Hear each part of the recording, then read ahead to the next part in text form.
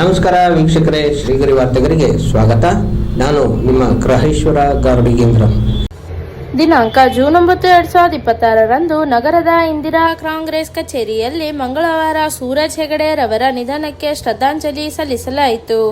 ಈ ಸಂದರ್ಭದಲ್ಲಿ ಬಿಜೆ ವಿಜಯಕುಮಾರ್, ಆರ್ ಮೂರ್ತಿ, ಎಂ ಶಿವಣ್ಣ, ಶಿವಪ್ರಸಾದ್, ನವೀನ್ ಕುಮಾರ್, ಎಡತಲೆ ಮಂಜುನಾಥ್, ಮಂಚೇಗೌಡನಕೊಪ್ಪಲು ರವಿ, ಪುಷ್ಪಲತಾ ಚಿಕ್ಕಣ್ಣ, ಪ್ರೇಮಾಶಂಕರ್, ಮೋದಾಮಣಿ, ಈಶ್ವರ್ ಚಕ್ಕಡಿ, ಗಿರೀಶ್, ಡೈರಿ ವೆಂಕಟೇಶ್, ಜಿಲ್ಲಾ ಯುವ ಕಾಂಗ್ರೆಸ್ ಅಧ್ಯಕ್ಷ ಚಂದನ್ ಕುಮಾರ್ ಹಾಗೂ ಮತ್ತಿತರರು ಉಪಸ್ಥಿತರಿದ್ದರು.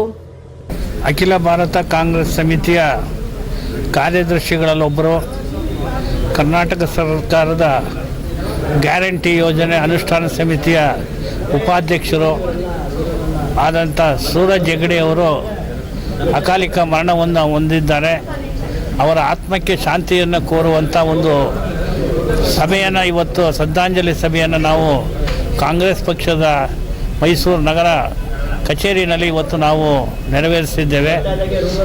ಸೂರಜ್ ಹೆಗಡೆಯವರು ಪಕ್ಷದ ನಿಷ್ಠಾವಂತ ಕಾರ್ಯಕರ್ತರಾಗಿ ಪಕ್ಷದಲ್ಲಿ ಅಖಿಲ ಭಾರತ ಮಟ್ಟದಲ್ಲಿ ಯುವಕ ಕಾಂಗ್ರೆಸ್ಸಿನ ಸಂಘಟನೆಯಲ್ಲಿ ಮತ್ತು ಪಕ್ಷದ ಕಾರ್ಯದರ್ಶಿಗಳಾಗಿ, AICCಯ ಕಾರ್ಯದರ್ಶಿಗಳಾಗಿ ರಾಷ್ಟ್ರದ ಹಲವಾರು ರಾಜ್ಯಗಳಲ್ಲಿ ಉಸ್ತುವಾರಿಯನ್ನು ವಹಿಸಿಕೊಂಡು ಪಕ್ಷದ ಸಂಘಟನೆಯಲ್ಲಿ ತಮ್ಮನ್ನು ತೊಡಗಿಸಿಕೊಂಡಿದ್ದಂಥ ಒಬ್ಬ ಧೀಮಂತ ಕಾಂಗ್ರೆಸ್ ಪಕ್ಷದ ಕಟ್ಟಾಳಾಗಿದ್ದಂಥವರು ಇವತ್ತು ನಮ್ಮನ್ನು ಅಗಲಿದ್ದಾರೆ. ಅವರು ನಮ್ಮ ಮೈಸೂರು ಜಿಲ್ಲೆಗೆ ವಿಶೇಷವಾಗಿ ಅವರು ದೇವರಾಜ್ ಅರಸ್ ಅವರ ಮೊಮ್ಮಗನಾಗಿ ಚಿರಪರಿಚಿತರಾಗಿ ಪಕ್ಷದ ಎಲ್ಲ ಕಾರ್ಯಕ್ರಮಗಳಲ್ಲಿ ಅವರು ಭಾಗವಹಿಸ್ತಾ ಇದ್ದಂಥದ್ದು ನಮಗೆಲ್ಲ ಅವರು ಇವತ್ತು ನಮ್ಮನ್ನು ಅಗಲಿರೋದು ನಮಗೆ ತುಂಬ ನೋವನ್ನು ಉಂಟು ಮಾಡಿದೆ. ಅವರ ಆತ್ಮಕ್ಕೆ ಶಾಂತಿಯನ್ನು ಕೋರ್ತಾ ಇದ್ದೀವಿ. ನಮ್ಮ AICCಯ ಕಾರ್ಯದರ್ಶಿಗಳು ಹಾಗೂ ಕರ್ನಾಟಕ KPCCಯ ರಾಜ್ಯ ಉಪಾಧ್ಯಕ್ಷರು, ಗ್ಯಾರಂಟಿಗಳ ಒಂದು ಅನುಷ್ಠಾನ ಸಮಿತಿಯ ರಾಜ್ಯ ಉಪಾಧ್ಯಕ್ಷರು ಆಗಿದ್ದಂತಹ ನಮ್ಮೆಲ್ಲರ ನೆಚ್ಚಿನ ಯುವ ನಾಯಕರಾದಂತಹ ಶ್ರೀ ಸೂರಜ್ ಹೆಗಡೆರವರು ಅಕಾಲಿಕವಾಗಿ ನಮ್ಮನ್ನು ಇವತ್ತು ಅಗಲಿದ್ದಾರೆ. ಭಾಳಷ್ಟು ದುಃಖದ ಸಂಗತಿ. ಯಾಕೆಂದರೆ ಇಷ್ಟು ಸಣ್ಣ ವಯಸ್ಸಿನಲ್ಲಿ ಅವರು ಈ ರೀತಿ ನಮ್ಮನ್ನು ಬಿಟ್ಟು ಹೋಗ್ತಾರೆ ಅಂತ ನಾವು ಯಾರೂ ಕೂಡ ಊಹೆ ಮಾಡಿರಲಿಲ್ಲ. ಸನ್ಮಾನ್ಯ ಸೂರಜ್ ಹೆಗಡೆರವ್ರನ್ನ ನಾನು ಯುವ ಕಾಂಗ್ರೆಸ್ ದಿನಗಳಿಂದ ಕೂಡ ಬಲ್ಲೆ.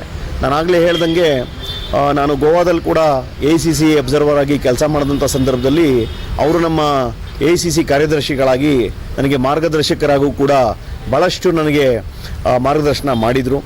ಇಂತಹ ಓರ್ವ ಯುವ ನಾಯಕರನ್ನ ಇವತ್ತು ನಾವು ಕಳ್ಕೊಂಡಿರ್ತಕ್ಕಂಥದ್ದು ಕೇವಲ ಮೈಸೂರು ಜಿಲ್ಲೆಗಲ್ಲ, ಸಮಸ್ತ ಭಾರತೀಯ ರಾಷ್ಟ್ರೀಯ ಕಾಂಗ್ರೆಸ್ ಪಕ್ಷಕ್ಕೆ ಆಗಿರ್ತಕ್ಕಂಥ ಒಂದು ನಷ್ಟ ಅಂತ ಹೇಳಲಿಕ್ಕೆ ಬಯಸ್ತೀನಿ. ತಾಯಿ ಚಾಮುಂಡೇಶ್ವರಿ ಅವರ ಆತ್ಮಕ್ಕೆ ಶಾಂತಿ ಕೊಡಲಿ, ಮತ್ತು ಅವರ ಕುಟುಂಬಕ್ಕೂ ಕೂಡ ಈ ಒಂದು ನಷ್ಟ ಭರಿಸ್ತಕ್ಕಂಥ ಒಂದು ಶಕ್ತಿ ನೀಡಲಿ ಅಂತ ಈ ಸಂದರ್ಭದಲ್ಲಿ ಪ್ರಾರ್ಥನೆ ಮಾಡ್ತೀನಿ. ಮತ್ತೆ ಮುಂದಿನ ವಾರ್ತೆಗರಿಯಲ್ಲಿ ಭೇಟಿಯಾಗೋಣ. ಶ್ರೀಗರಿ, ನಿಮ್ಮ ಮನದಾಳದ ಗರಿ. ನಮಸ್ಕಾರ.